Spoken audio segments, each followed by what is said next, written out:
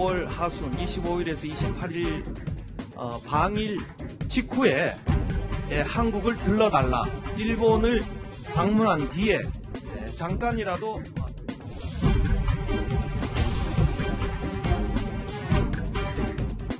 외교 관례에도 어긋나는 근거 없는 주장에 대해서 강 의원은 책임을 져야 될 것입니다. 미국 외교 소식 등을 통해 파악된 근거 있는 사실임을 다시 한번 밝혔습니다.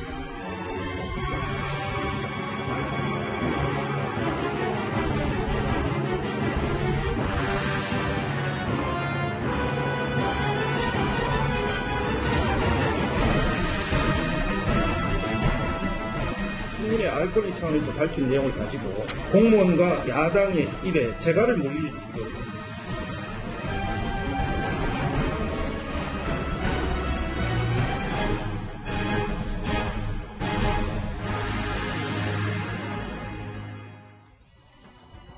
문재인 대통령과 트럼프 미국 대통령 사이에 공개되지 않은 전화통화 내용을 외교부 고위 공무원이 자유한국당 강효상 의원에게 유출한 사실이 확인되면서 파장이 일고 있습니다.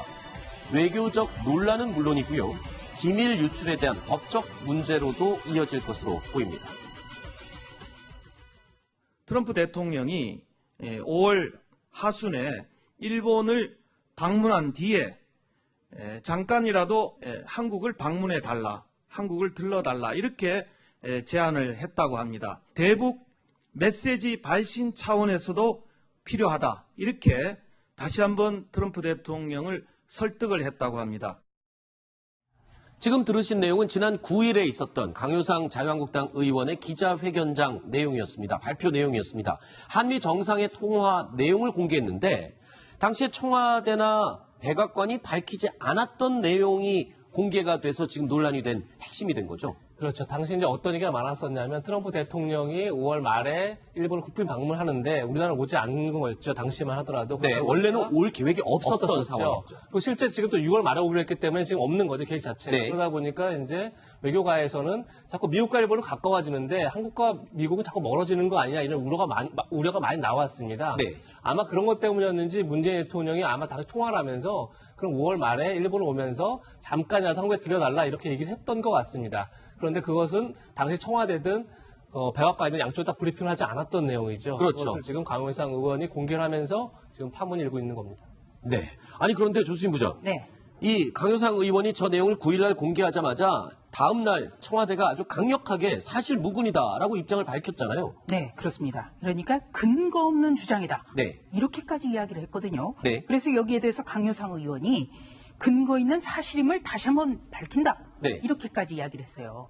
그런데 문제는요, 이 전화통화 내용이라고 지금 청와대에서는 이야기를 하지만 통상적으로 우리가 통화 내용, 정상 간의 통화 내용이 누출됐다고 한다면 정말 시시콜콜한 것까지 다 누출이 되는 거를 이야기합니다. 그렇죠. 통상적으로. 네. 그런데 이 당시에는 북미 교착 상태에서 일본은 가는데 그렇다면 한국은 이런 외교가에 굉장한 궁금증을 낳았어요. 네. 그리고 또 일본 언론에서는 트럼프 대통령이 일본은 단독 방한한다. 네. 이런 보도가 실렸습니다.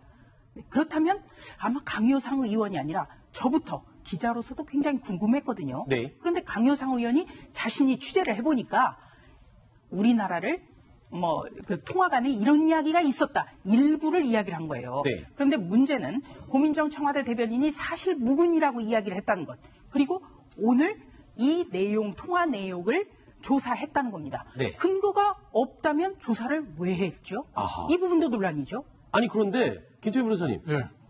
어떻게 해서 이 내용이 유출되고 강효상 의원에게 들어간 겁니까? 일단은 그 외교관하고 무슨 사이예요? 고등학교 선후배라는 거. 강효상 의원과? 강효상 의원이 이제 대구 쪽에 한 고등학교를 졸업을 했는데. 네. 좀 보시면 기자회견을 강효상 의원의 기자회견 앞두고 네. 두 차례 이제 SNS로 주고받았다는 거예요. 이제 아하. 보이스톡이라는 거 있잖아요. 그걸 네. 통해 가지고 그러니까 이제 그 K 외교관의 얘기는 강효상 의원한테 이 통화 내용을 본인이 이제 그 자료를 봤을 거 아니에요. 네. 그 대사관에서 그걸 보고 기억나는 대로 이제 통화를 통해서 알려줬다라는 거고. 네. 또 알고 봤더니 두 사람은 고등학교 선후배 사이다. 뭐 이런 것이 좀 밝혀진 거죠. 그런 관계 때문에 K 외교관이 강효상 의원에게 전화사실 알려줬다는 게 청와대 조사 결과. 논란이 불거지면서 강효상 의원이 또 지금 지목된 그 외교관이 또 아니다라고 또 일단 막아주려는 노력은 또 했었잖아요. 그렇죠. 강효상 의원은 부인을 했습니다. 그러니까 자기가 언론사에서 어시스턴 특파원을 했었다고 했잖아요. 네. 그래서 미국 조야에 취재원들이 많다. 그래서 여러 사람들로부터 들은 얘기지 K 외교관이 누설자가 아니다 이렇게 얘기를 했는데 청와대 얘기는 K 누설자가 이미 감찰에 응했고 실제 본인이 했다는 사실을 인정했다 뭐 이렇게 얘기했기 때문에 네. 아마 말씀하신 것처럼 강 의원 입장에서는 본인의 제보자를 숨기기 위해서 지금 네.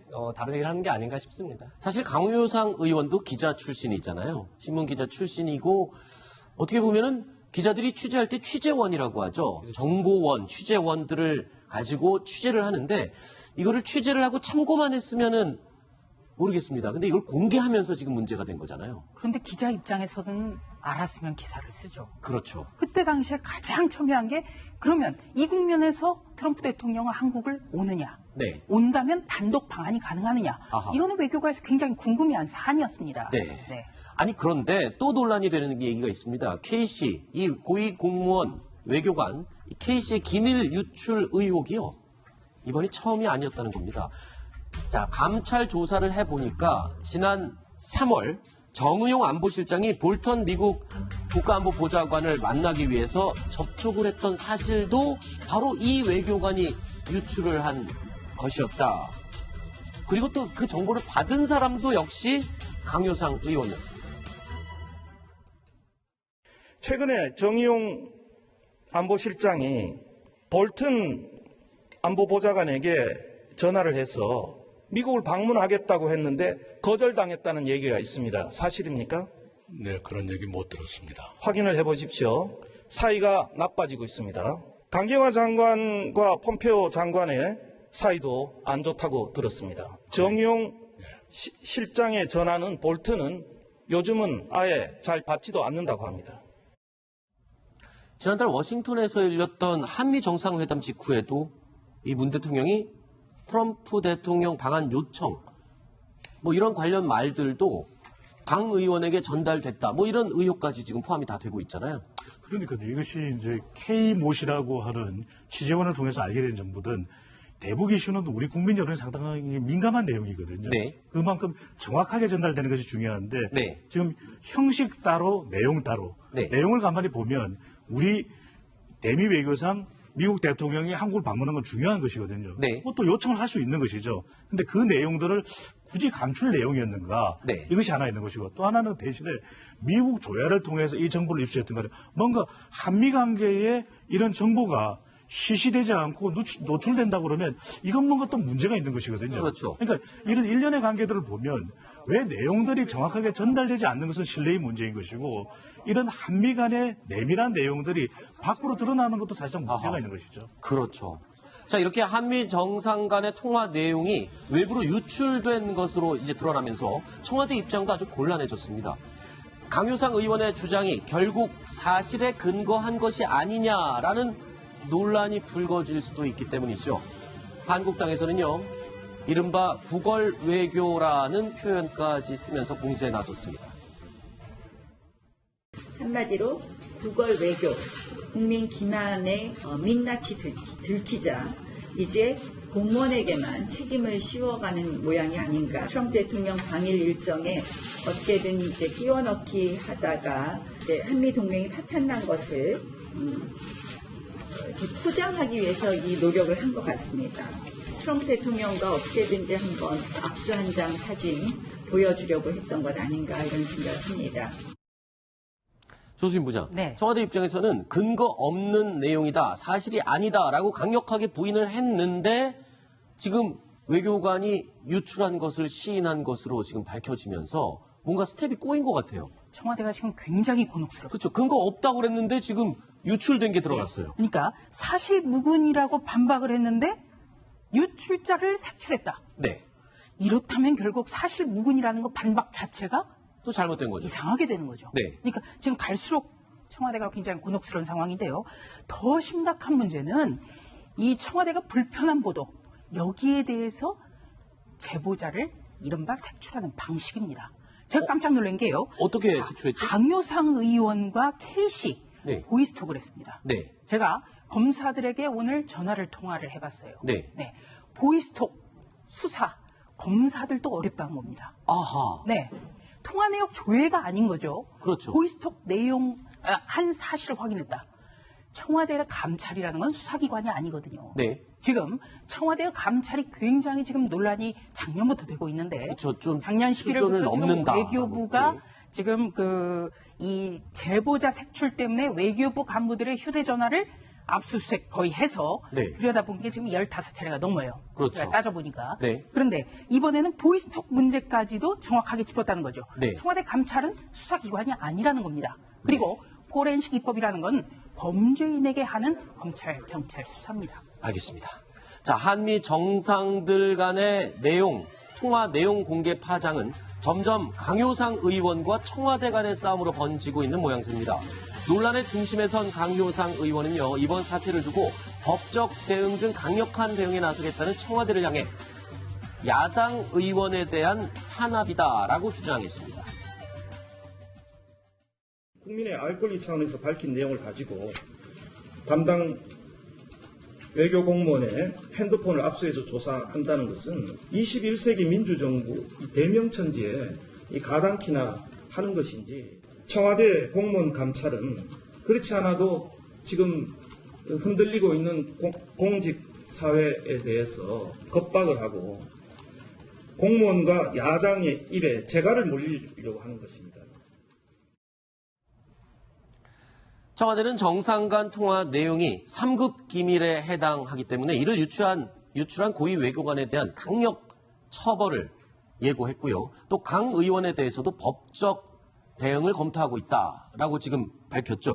그런데 강효상 의원 측에서는 또 오히려 청와대가 불법이다 이렇게 주장을 하고 있네요. 좀 여러 쟁점이 있는 것 같습니다. 첫 번째, 이게 과연 그러면 공익 제보 성격이 있느냐. 지금 야당은 공익 제보다 이렇게 주장을 하는 거죠. 네. 그런데 이제 청와대 반발이 이렇습니다. 공익 제보라고 하는 것은 내부 조직의 비리 같은 걸 얘기하는 거다. 이거는 말 그대로 진짜 외교사의 기밀을 누출한 거다. 근데 외교사 기밀을 누출할 경우에는 5년 이하의 징역 또는 1,000만 원 이하의 벌금형에 처하도록 돼 있습니다.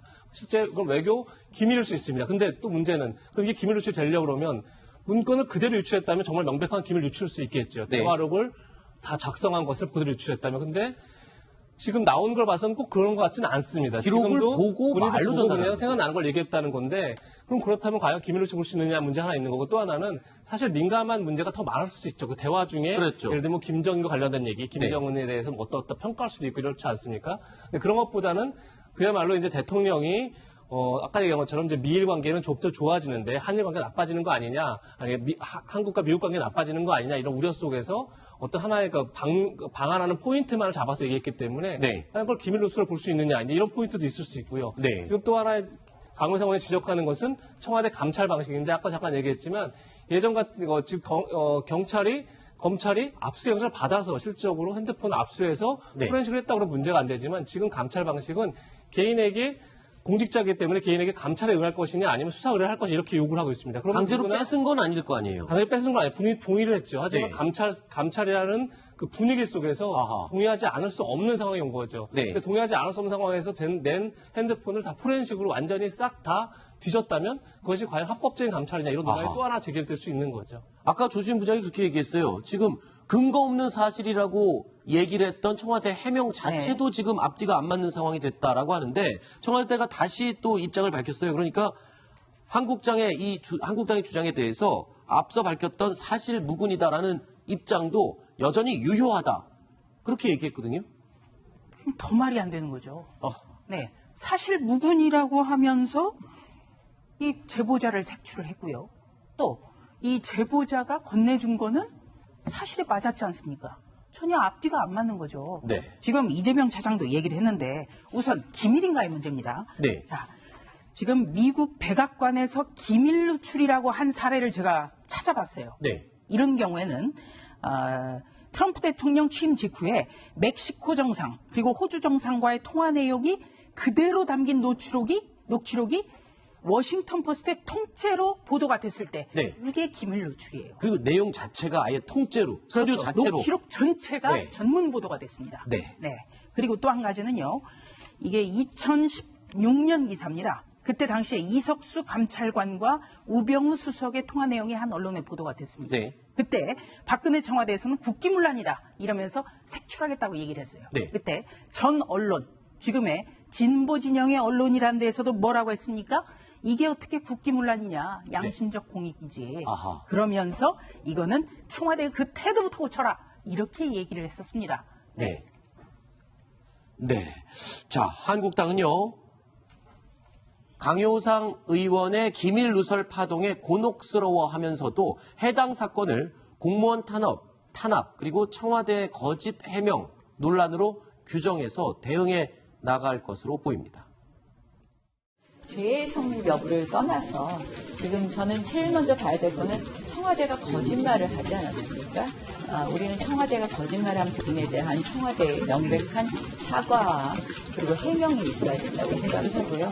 이 사건의 핵심은 결국 청와대가 진실을 이야기하지 않았다는 것이라고 생각을 합니다. 자, 사실 과거에도 왜 비밀 문서 유출이 됐을 때 이것이 국민의 알 권리다, 뭐 이렇게 주장하는 경우가 많았던 건 사실이에요. 근데 센터장님, 지금 이걸 어떻게 봐야 될까요? 외교적으로는 상당히 문제가 될 수 있는 소지가 있는 그런 시각으로 봐야 될 수도 있지 않습니까? 그래서 제가 형식 따로 내용 따로라는 말씀을 네. 드렸는데 국민의 알 권리라는 것은 결국 국민들이 알아야 될 정도의 수준이냐라는 것이거든요. 네. 그다음에 미국 대통령을 방문하는데 이것이 우리에게 아주 적극적인 방문이냐 또는 우리의 요청에 의한 방문이냐는 것을 아는 정도는 국민들이 충분히 알아도 됨직한 정도의 수준인 것이거든요. 네. 그렇다면 조금 더 형식적으로 좀 더 원만하게 하려면 이런 모르는 내용에 대해서 좀 더 청와대에 따져 묻고 외교부에도 따져 묻고 네. 심지어는 주미 한국 대사관에 따져 묻는 것은 필요할 겁니다. 왜냐하면 일개인이 아니라 야당 국회의원이죠. 국민을 대표하는 네. 헌법기관이죠. 근데 이런 부분에 대해서 청와대가 충분하게 내용을 공유하지 못한 것으로도 비칠 수가 있는 것이거든요. 네. 그러니까 형식적으로는 분명히 또 문제가 좀 소지가 있어 보이는데 네. 이 정도의 내용이라면 야당 의원과 심지어는 여당 의원들은 물론 네. 충분히 이 정도는 공유했어야 됐다는 생각이 듭니다. 네. 우선 기밀 누설 논란이 있는데 기밀 누설이 되려면요. 보도를 안 했다면 아니면 말하지 않았다면 그 기밀이 지켜져야 되는 거예요. 네. 그런데 5월 말에 트럼프 대통령이 일본을 거쳐서 한국에 잠깐 방문한다. 이것이 5월 말이면 입증이 되는 거예요. 네. 근데 그게 어떻게 기밀 누설이 됩니까? 아. 그럼 법률적으로도 그러니까 굉장히 뭐 논란의 어려울 것 여지가 같은데. 지금 양쪽의 주장이 뭐 둘 다 양쪽의 일리는 있습니다. 근데 우리가 여기서 규정할 필요는 없어요. 그런데 이재용 차장, 예. 이 부분은 또 확실한 것 같습니다. 외교부의 기강회의 얘기가 안 나올 수가 없을 것 같아요. 지금 매번 외교부의 기강회의 얘기가 심심치 않게 나오고 있는데 이것도 사실은 기강회의에 해당이 되지 않나요? 이렇게 볼 수 있겠죠. 네. 그러니까 그것이 얼마나 중요한 문제냐를 떠나서 어쨌든 주미 대사관에 있는 굉장히 고위직이 어떻게 보면 한국 대통령과 미국 대통령의 대화록에 일부러라도 이렇게 그 의원을 제보를 했다는 게 그게 만약에 정말 심각해서 만약 국익을 봤을 때 이건 도저히 이렇게 가면 안 된다 이런 거였다면 뭐 그럴 수도 있지만 사실 5월 말에 잠깐 들러달라는 말은 얼마나 할 수 있는 거죠. 뭐 대통령 그렇죠. 입장에서는. 그래서 그걸 또 반대쪽에서 상대방도 뭐 일정이 되면 가는 거고 안 되면 또 못 가는 거죠. 네. 사실 그게 뭐 엄청난 제가 볼 때 뭐 기밀이라 볼 수는 없는 거죠. 근데 그런 네. 것을 누설하는 게 어떻게 보면 기강회의로 볼 수 있는 부분이고 지금 외교부에서 굉장히 의견 실수가 많이 나오지 않았습니까? 그렇죠. 그런 상황에서 또 한번 이런 이제 큰 사고가 나서 외교부도 입지가 좁아지지 않을까라는 걱정이 됩니다. 네. 자, 박지원 의원도요, 이 점을 지적했어요. 공무원들의, 특히 외교부의 이 기강회의가 이건 요번에 반드시 바로 잡혀져야 된다라고 따끔하게 얘기를 했죠. 박지원 의원도 뭐 청와대 비서실장도 오래 했기 때문에 아마 이런 일을 한 것 같은데 네. 사실 청와대 입장에서만 본다면요. 대통령, 양국 정상의 대화가 외교관에도 유출된다는 건 상상도 못 하겠죠, 사실. 그렇죠. 그런 점에서 어떻게 보면 청와대 관점에서 봤을 때는 굉장히 큰, 이건 정말 큰 공직기강 회의 사건이다 이렇게 볼 수는 있을 것 같습니다. 네. 참 애매합니다. 이게 복잡하게 얽혀 있어요. 그러니까 내용도 논란이 될 수 있지만 그 내용을 빼온 방식, 이것도 또 논란이 될 수가 있는 것이거든요. 아무리 좋은 내용이어도 취재의 방법이 불법이라면 인정받지 못한 예를 저도 많이 봐왔고 그래서 제한되는 취재를 많이 경험했기 때문에 더더욱 공감하는 내용이었습니다. 여러분들은 어떻게 생각하십니까? 자, 다음 이야기로 이어가겠습니다.